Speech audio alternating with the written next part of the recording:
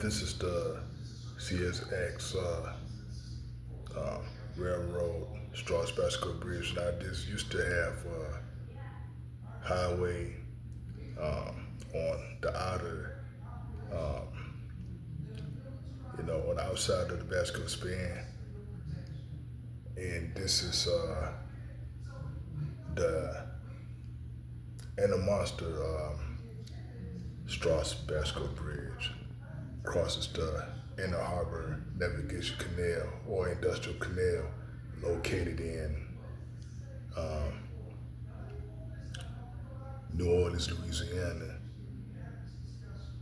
And let me show you something.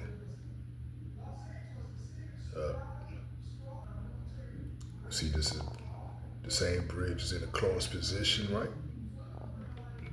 You know, it was for highway traffic, but now it's removing. It's only used for rail traffic. And you see the double track. Yeah, be carries double track and look at the counterweight. And you may not can't see it though, but you got on both